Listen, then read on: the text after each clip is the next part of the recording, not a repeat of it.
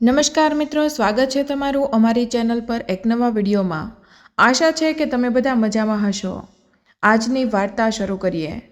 વૃદ્ધાશ્રમની બહાર તડકામાં બેસીને શારદાબેન કમનસીબે તેમની જેમ ત્યાં રહેતી તેમની ઉંમરની સ્ત્રીઓ સાથે વાત કરી રહ્યા હતા। ત્યારે તેમની એક સખી રેખાબેને કહ્યું, શારદાબેન, તમારો પુત્ર અને વહુ આટલા બધા સારા છે તો પણ ખબર નહીં તમે અહીં કેમ આવી ગયા। તારી વહુ અને તારો દીકરો તને લેવા આવ્યા હતા, તેમ છતાં તું તેમની સાથે ના ગઈ। મારો એકનો એક દીકરો અને વહુ ક્યારેય અમને મળવા પણ નથી આવતા। એટલે શારદાબેન કંઈ બોલે તે પહેલાં જ ત્યાં રહેતા રમેશભાઈએ કહ્યું, શારદાબેન, આજે ફરી તમારો પુત્ર અને વહુ તમને લેવા આવ્યા છે। પુત્ર અને પુત્રવધૂનું નામ સાંભળતા જ શારદાબેનના ચહેરા પર ગુસ્સો આવી ગયો અને તેઓ ત્યાંથી ઊભા થઈને તેમના રૂમમાં જતા રહ્યા। તેથી જ ત્યાં બેઠેલા બધા જ લોકો શારદાબેનને જોઈને આશ્ચર્યચકિત થઈ ગયા। કેવી સ્ત્રી છે, તેમના પુત્ર અને પુત્રવધૂ તેમને મળવા આવ્યા છે અને તેમને મળવાને બદલે મોં ફેરવીને તેમના રૂમમાં દોડી ગયા। ત્યારે તેમનો દીકરો અને વહુ પણ અંદર આવી ગયા હતા। તેઓ સીધા ત્યાંના મેનેજર પાસે ગયા તો મેનેજર તેમને શારદાબેન પાસે મળવા માટે લઈ ગયા। અંદર આવ્યા તો શારદાબેન પોતાનો રૂમ બંધ કરીને બેઠા હતા। તો મેનેજર સાહેબે કહ્યું, માતાજી, દરવાજો ખોલો, તમારો દીકરો અને વહુ તમને મળવા આવ્યા છે। તો શારદાબેને ચોખ્ખે ચોખ્ખી તેમને મળવાની ના પાડી દીધી। મેનેજર સાહેબની ઘણી વિનંતીઓ પછી જ્યારે શારદાબેને દરવાજો ખોલ્યો ત્યારે તેમનો પુત્ર અને પુત્રવધૂ તેમની માતાને મળવા અંદર ગયા અને મેનેજર સાહેબ બહાર બેસી ગયા। તેઓ અંદર ગયા કે તરત જ તેમના પુત્ર આકાશે કહ્યું, માં, શું થયું? તમે અમારી સાથે કેમ નથી જવા માંગતા? હવે તમારો પૌત્ર પણ આવી ગયો છે, તેને તમારી ખૂબ જ જરૂર છે। જો પૌત્રને દાદીમાનો પ્રેમ અને સ્નેહ ન મળે તો તમે તેની સાથે અન્યાય કરી રહ્યા છો। શું તમને ખબર છે, જે ગામમાં આપણી જમીન હતી ત્યાં સુધી શહેરનો વિકાસ થયો છે, તેથી તે જમીનના ભાવ વધી ગયા છે। હવે તે જમીનની કિંમત કરોડોમાં પહોંચી ગઈ છે। દીકરા અને વહુની વાતો સાંભળીને શારદાબેનને તેમની લાલચ સમજી ગયા હતા કે તે લોકો તેમને કેમ લઈ જવા માંગે છે। તેમને દીકરા અને વહુ પર ગુસ્સો તો બહુ જ આવી રહ્યો હતો, પરંતુ તેઓ ઝઘડવા માંગતા ન હતા એટલે ચૂપ રહ્યા। રૂમનું વાતાવરણ સાવ શાંત થઈ ગયું। ત્યારે જ મેનેજર અંદર આવ્યો અને તેને શારદાબેનને પૂછ્યું, શું થયું માજી? આખરે તમે શું નિર્ણય લીધો? તો શારદાબેનની વહુ પ્રતિમાએ કહ્યું, ખબર નહીં સાહેબ, માને શું થયું છે, તેઓ કંઈ જ બોલતા નથી। ન તો હા પાડે છે અને ન તો ના પાડે છે। દીકરો અને વહુ બોલતા જઈ રહ્યા હતા, પરંતુ શારદાબેન કંઈ જ બોલી નહોતા રહ્યા અને ચૂપચાપ બેસી રહ્યા। પછી દીકરો અને વહુ ખીજાઈને ત્યાંથી ઊભા થઈને બહાર આવ્યા અને પોતાની કારમાં બેસીને ઘરે જતા રહ્યા। તેમના ગયા પછી પણ શારદાબેનના ચહેરા પર કોઈ ગુસ્સો કે નિરાશા ન હતી। એકદમ શાંત, ચૂપચાપ બેસી રહ્યા હતા। ત્યારબાદ મેનેજર સાહેબ બોલ્યા, એક વાત કહો માજી, તમે ખૂબ જ નસીબદાર છો। છોકરો અને વહુ જે આટલા દિવસોથી વારંવાર તમને ઘરે લઈ જવા આવે છે અને તમે દર વખતે ના પાડો છો, નહીંતર તમે વૃદ્ધા આશ્રમમાં બીજા લોકોને જોવો છો, કોઈનો દીકરો અને વહુ તેમને મળવા પણ નથી આવતા। તમારા પુત્ર અને વહુએ તમને છેલ્લા 3 મહિનાથી 3-4 વખત સમજાવવાની કોશિશ કરી છે, તમને ઘરે લઈ જવાની, પરંતુ તમે એવી જીદ પકડીને રાખી છે કે આવા દીકરા અને વહુ નસીબવાળાને જ મળે છે। નહીં તો આશ્રમમાં રેખામાસીને જોઈ લો, તેઓ તેમના નાના પૌત્રને કેટલું યાદ કરી લે છે, કેટલું રડે છે તેમને યાદ કરીને, અને દરરોજ ભગવાનને પ્રાર્થના કરે છે કે તેમનો પુત્ર અને પુત્રવધૂ તેમને કોઈ પણ રીતે ઘરે રાખી લે। તેઓ તેમના ઘરે રહેવા માંગે છે અને એક તમે છો જે દીકરા અને વહુની સમજાવટ પછી પણ ઘરે જવા તૈયાર નથી। ત્યારે જ શારદાબેન ખુરશી પરથી ઊભા થયા અને મેનેજર સાહેબને કહ્યું, મેનેજર સાહેબ, હવે મારું ઘર આ વૃદ્ધા આશ્રમ જ છે। હું બીજા કોઈ ઘરે નહીં જાઉં। હું મારા અંતિમ શ્વાસ સુધી વૃદ્ધા આશ્રમમાં જ રહીશ। જો તમને મારું આ વૃદ્ધાશ્રમમાં રહેવું ના ગમતું હોય તો હું બીજા વૃદ્ધા આશ્રમમાં જતી રહીશ, પરંતુ દીકરા અને વહુ જોડે પાછી એ ઘરમાં ક્યારેય નહીં જાઓ. ના, મારો મતલબ એવો ન હતો કે તમે આ વૃદ્ધાશ્રમ છોડી દો. મારું વૃદ્ધાશ્રમ ફક્ત તમારા જેવો વૃદ્ધા માટે જ બનેલું છે જેમની હું સેવા કરવા માંગુ છું. હું તો તમારા દીકરા અને વહુનો સારો સ્વભાવ જોઈને તમને કહેતો હતો. બાકી તમારી મરજી છે. હું તમને ઘરે જવા માટે કોઈ દબાણ નથી કરી રહ્યો. જો તમને મારી વાત ખરાબ લાગી હોય તો મને માફ કરજો. મેનેજર સાહેબે હાથ જોડીને કહ્યું. તો શારદાબેને કહ્યું, ના, આમાં ખોટું લાગવા જેવી કોઈ વાત નથી. તું મને એ જ કહી રહ્યો છે જે તું તારી આંખેથી જોઈ રહ્યો છે. સત્ય કોઈ જાણતું નથી. માજી, તમે શું કહેવા માંગો છો? મેનેજર સાહેબે પૂછ્યું. ત્યારે શારદાબેને કહ્યું, કંઈ નહીં બેટા, હું તો એમ જ કહેતી હતી. આટલું કહીને શારદાબેન ઊભા થઈ ગયા અને ત્યાંથી ચાલ્યા ગયા. સમય પોતાની ગતિએ ચાલતો રહ્યો. થોડા દિવસો પછી શારદાબેનનો દીકરો અને વહુ ફરીથી વૃદ્ધા આશ્રમમાં આવી ગયા અને મેનેજર સાહેબને તેમની મા જોડે મળવા માટે કહ્યું.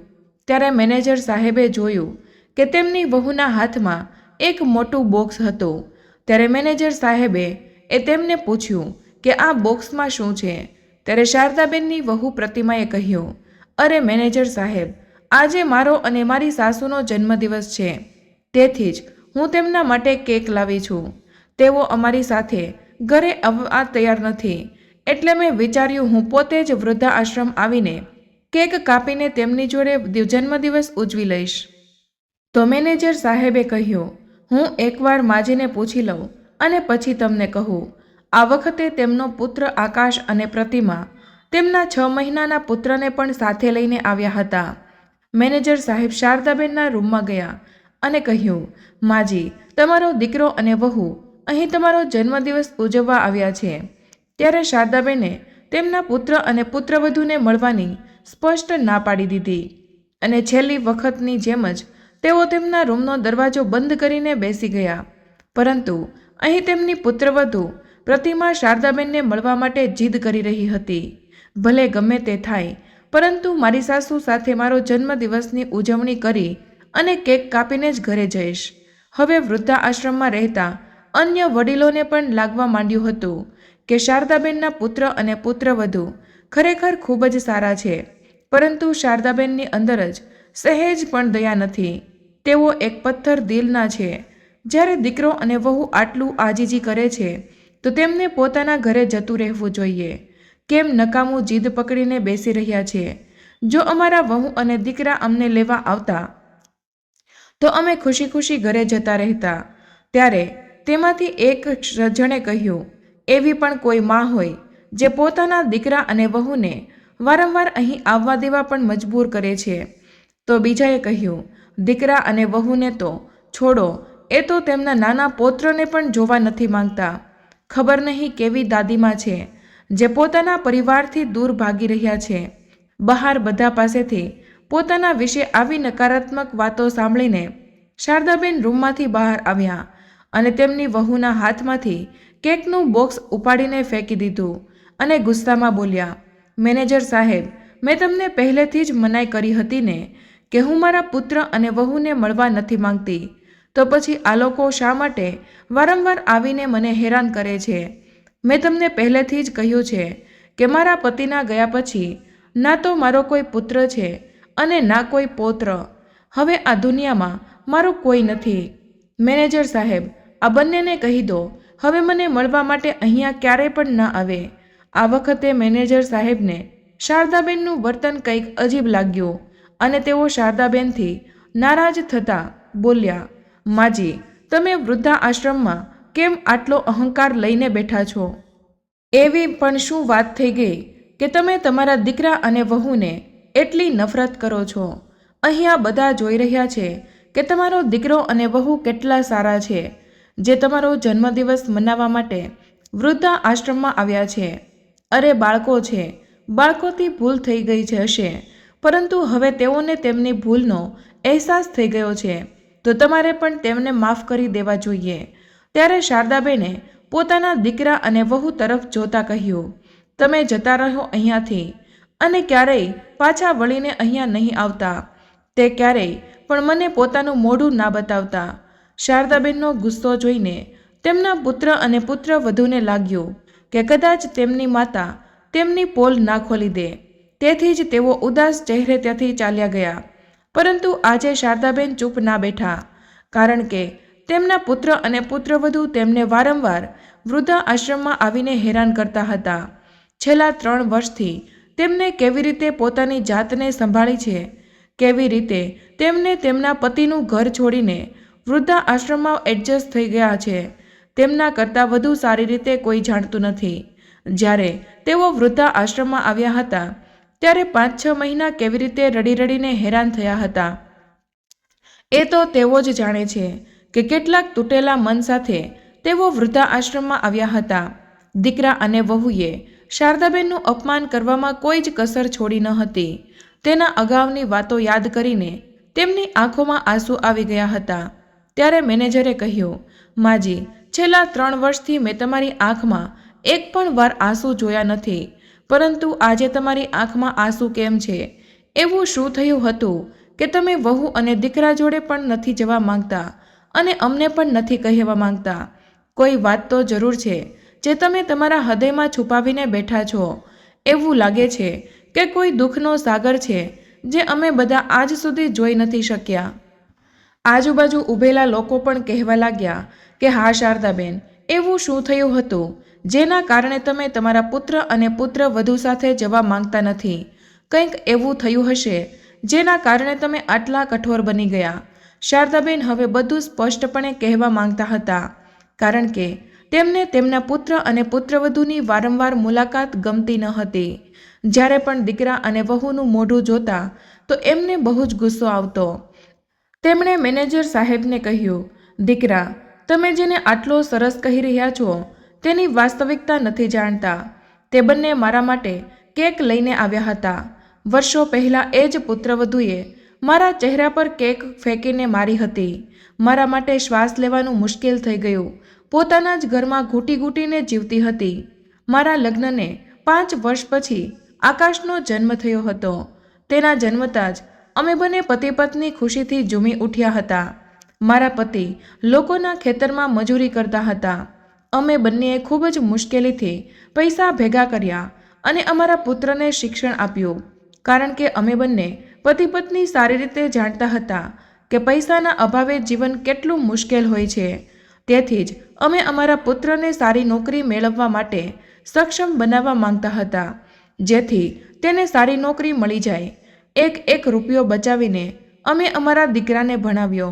જ્યારે આકાશ ભણવા શહેરમાં ગયો ત્યારે તેને પૈસાની તંગી પડી ગઈ, એટલે હું પણ લોકોના ઘરમાં જઈને ઝાડુ પોતું અને વાસણ કરવા લાગી. ત્યારે જઈને મારા દીકરાનું ભણતર પૂરું થયું. એક દિવસ ભગવાનની કૃપાથી મારા દીકરાને નોકરી મળી ગઈ. પછી મારા દીકરાના લગ્ન માટે ઘણા સારા પ્રસ્તાવ આવવા લાગ્યા, પરંતુ દીકરાને પ્રતિમા બહુ જ પસંદ હતી, એટલે અમે તેમની પસંદગીને અમારી પસંદગી તરીકે સ્વીકારી અને તેના લગ્ન પ્રતિમા સાથે કરાવી દીધા. અમે બંને પતિ પત્નીએ જીવનભર ઘણું કામ કર્યું હતું. વૃદ્ધા અવસ્થામાં મારા પતિને ઘૂંટણનો બહુ જ દુખાવો થવા લાગ્યો હતો, જેના કારણે તેમણે લોકોના ત્યાં મજૂરી કરવાનું છોડી દીધું હતું. તેમની તબિયતને જોતા મેં મારા પતિને કહ્યું કે હવે આપણા પુત્રને નોકરી મળી ગઈ છે અને ઘરમાં એટલા પૈસા છે કે ભગવાનની કૃપાથી આપણે સારી રીતે જીવીશું અને તમારી પાસે પણ થોડા પૈસા બાકી છે, જેનાથી આપણે આપણું જૂનું ઘર નવું બનાવી દઈશું. થોડા પૈસાની મદદ તો દીકરો પણ કરી દેશે. પરંતુ દીકરા અને વહુને આ વાત ના ગમી. દીકરા અને વહુએ ઘર બનાવવા માટે તો ના પાડી, પરંતુ પિતાની મજૂરી ના જવાના કારણે તે બંને ગુસ્સે થઈ ગયા અને કહ્યું, પિતાજી, તમે મજૂરી કરવા કેમ નથી જતા? હજી તમારે મજૂરી કરવી જોઈએ. હજી તો તમારી ઉંમર જ કેટલી થઈ ગઈ છે. જો અત્યારથી જ તમે ઘરે હાથ પગ પર હાથ રાખીને બેસી જશો તો ઘરમાં આટલા બધા ખર્ચાઓ કેવી રીતે ચાલશે? તો ફરીથી વહુએ કહ્યું, હા માં, મારા પતિ એકલા કમાતા વ્યક્તિ છે અને તમે જેમ જેમ વૃદ્ધાવસ્થા તરફ આગળ વધશો તેમ તેમ દવાનો ખર્ચો પણ ઓછા નથી હોતા. તેથી જ ઓછામાં ઓછું એટલું તમારા માટે કમાતા રહો, જેથી કરીને તમે દવાનો ખર્ચ ઉઠાવી શકો.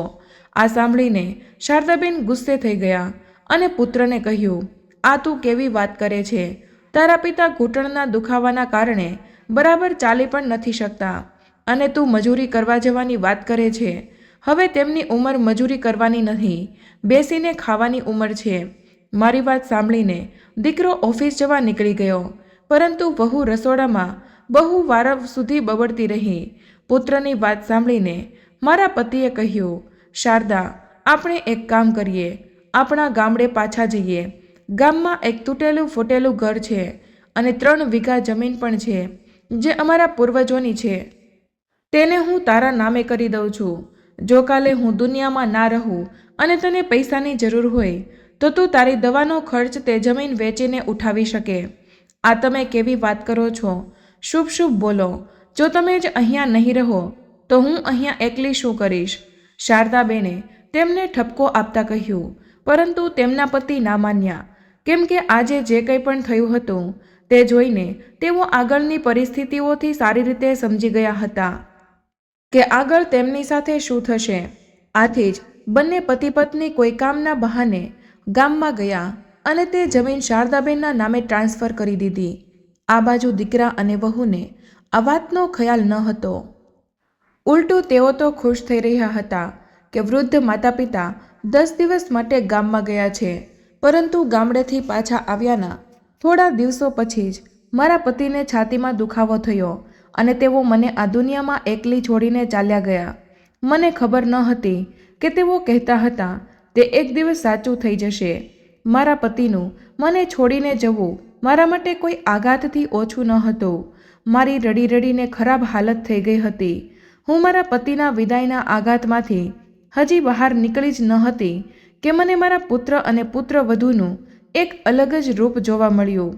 મારા પતિને ગયાને 1 મહિનો પણ થયો ન હતો કે એક દિવસ મારો પુત્ર મારા રૂમમાં આવ્યો અને મને બૂમ પાડીને કહ્યું, માં, તમે આખો દિવસ રૂમમાં બેસીને રહો છો. બિચારી પ્રતિમા આખો દિવસ કામમાં લાગેલી રહે છે. કંઈક તો ઘરના કામકાજ કરી લો. હવે જે જતા રહ્યા છે એ તો પાછા નથી આવવાના, એટલે હવે રૂમમાંથી બહાર નીકળીને ઘરના કામમાં મદદ કરો. દીકરાની આવી વાત સાંભળીને હું અંદર સુધી તૂટી ગઈ. મન કરતું હતું કે કાશ હું મારા પતિ સાથે જ આ દુનિયા છોડીને જતી રહી હોત, પરંતુ ભગવાનની સામે કોઈનું પણ ચાલતું નથી. મારી વહુનું અસભ્ય વર્તન જોઈને મારું મન ના હોવા છતાં પણ ઘરના કામોમાં લાગી જતી. મારા પુત્ર અને વહુને મારા દુઃખ અને દર્દ સાથે કોઈ લેવા દેવા ન હતું. તેઓ તો માત્ર તેમની પોતાની દુનિયામાં તલ્લીન હતા. હું પણ મારા દુઃખને ભૂલી જવા લાગી અને જીવન જીવવા લાગી. એક દિવસ મારી વહુએ તેની બર્થડે પાર્ટી રાખી અને તેની બધી જ બહેનપણીઓને ઘરે આમંત્રણ આપ્યું. જે દિવસે મારી વહુનો જન્મદિવસ હતો તે જ દિવસે મારો પણ જન્મદિવસ હતો. ઘરનું બધું જ જમવાનું પણ મેં જ બનાવ્યું હતું. વહુની બધી જ બહેનપણીઓ ઘરે આવી ગઈ હતી. સાંજ થતાં થતાં મારો દીકરો આકાશ પણ ઓફિસેથી ઘરે આવી ગયો હતો. કેક કાપવાનો સમય આવ્યો ત્યારે મારી વહુ એકલી જ એ કેક કાપી દીધી. મારા દીકરા આકાશે તેને ગિફ્ટમાં સોનાની બંગડીઓ આપી. મારી પુત્રવધુ પ્રતિમાએ જોઈને આનંદથી ઉછળી પડી અને હું ત્યાંથી દૂર એક ખૂણામાં ઊભી રહીને આ બધું ચૂપચાપ જોઈ રહી હતી. મારી આંખમાં આંસુ આવી ગયા. એટલા માટે નહીં કે દીકરાએ વહુને આટલી મોંઘી ભેટ આપી, પરંતુ એટલા માટે કે મારા દીકરાને મારો જન્મદિવસ પણ યાદ ન હતો. ત્યારે જ મારા દીકરાએ મને બોલાવીને કહ્યું, માં, જલ્દી કરો, બધા માટે ભોજનની વ્યવસ્થા કરો. અમે કેક તો કાપી લીધી, પહેલાં બધાને ઠંડુ પીણું આપો, પછી આ કેક લઈ જાઓ અને પ્લેટમાં મૂકીને બધાને આપી દો. ત્યારે મને એવું લાગી રહ્યું હતું કે હું તેની માં નહીં પરંતુ નોકરાણી છું.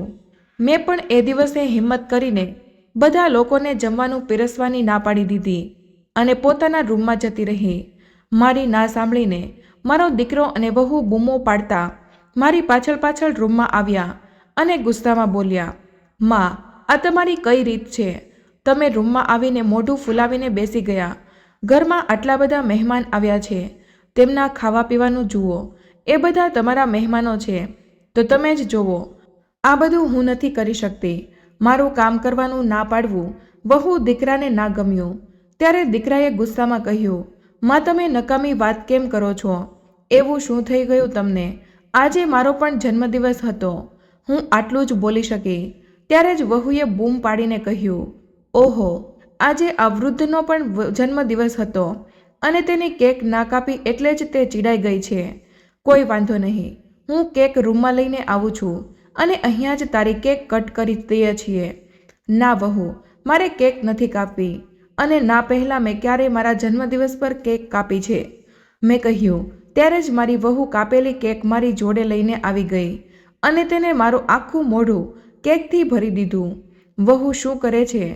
તે મારા નાકમાં કેક ભરી દીધી. મને શ્વાસ પણ નથી આવતો. કેમ માં, તમને કેક કાપવાનો અને જન્મદિવસ ઉજવવાનો બહુ શોખ હતો ને? તો હવે કાપો કેક અને લગાવો તમારા ચહેરા પર.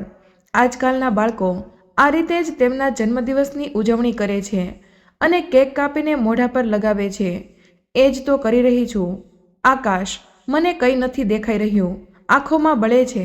ત્યારે આકાશ ઝડપથી મારો હાથ પકડીને મને બાથરૂમમાં લઈ ગયો અને કહ્યું, આ રહી પાણીની ડોલ, જલ્દીથી પોતાનું મોઢું ધોઈને કામ પર આવી જાઓ. પરંતુ હું મોઢું ધોઈને રૂમમાં બેસી ગઈ અને અંદરથી દરવાજો બંધ કરી લીધો.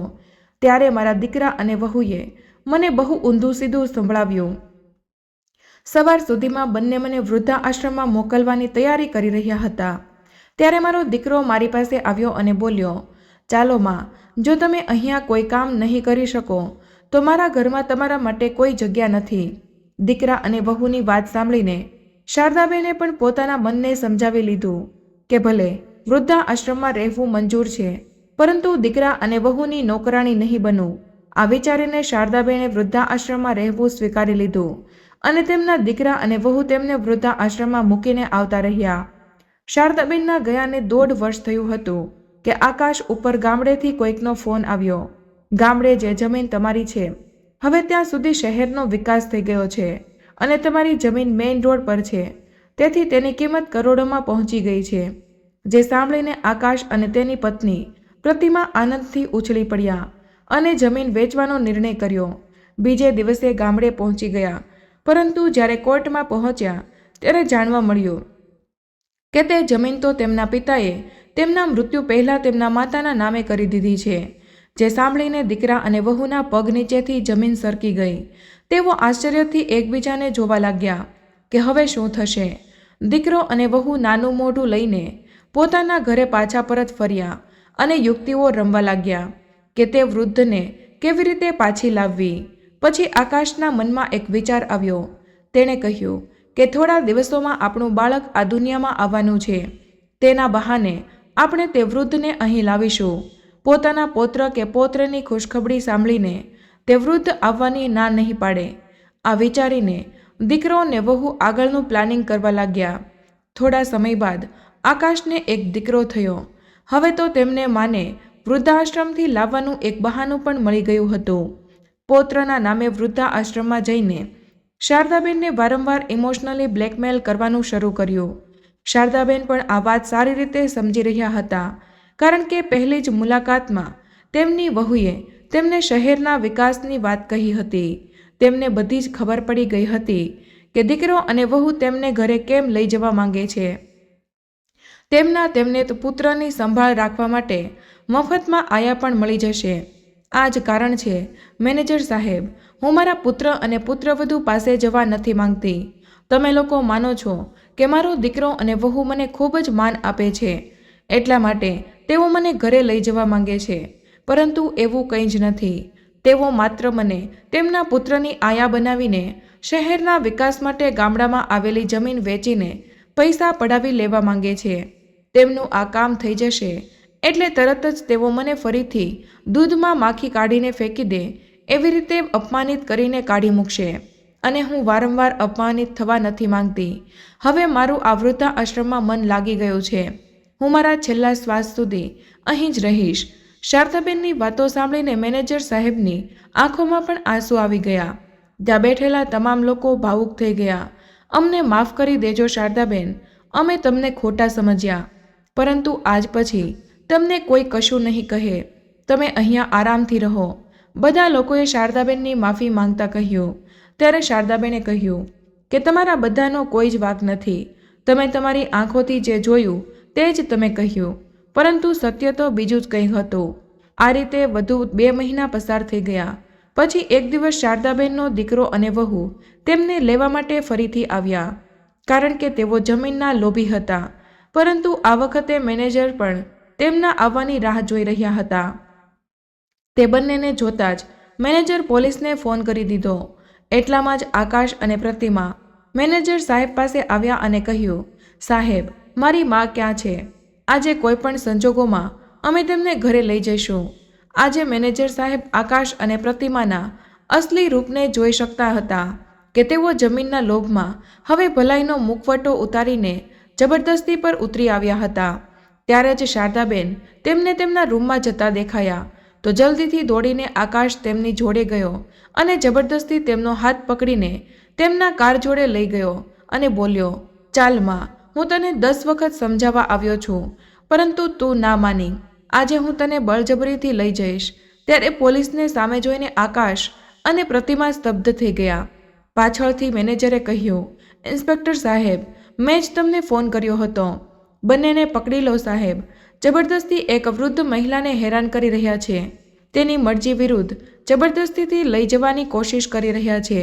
એક પણ ક્ષણનો વિલંબ કર્યા વગર પોલીસે બંનેની ધરપકડ કરી તો આકાશે બૂમ પાડીને કહ્યું કે માં, તું બરાબર નથી કરી રહી. કરોડોની જમીન લઈને ક્યાં જઈશ? ગમે તેમ, તારા પગ અત્યારે કબરમાં લટકી રહ્યા છે. આજે નહીં તો કાલે તે જમીન મારી હશે. હું પણ જોઉં છું કે મને કોણ રોકે છે જમીન લેતા. દીકરા, જમીન લેવાનો તારો ઈરાદો મને પહેલેથી જ ખબર હતી. એટલે જ હું એ જમીન વેચવા કાલે ગામડે જઈ રહી છું. બધા પૈસા આ વૃદ્ધાશ્રમમાં રોકીશ, કારણ કે આ દુનિયામાં તારા જેવા ઘણા નાલાયક પુત્રો છે જેઓ પોતાના માતા પિતાને બેઘર કરી દે છે. તેમના માટે હું આ વૃદ્ધાશ્રમમાં વધુ રૂમ બનાવીશ. જે પૈસા મળશે તે આખા વૃદ્ધાશ્રમમાં લગાવીશ, પરંતુ એક પણ પૈસો તને લોકોને નહીં આપું.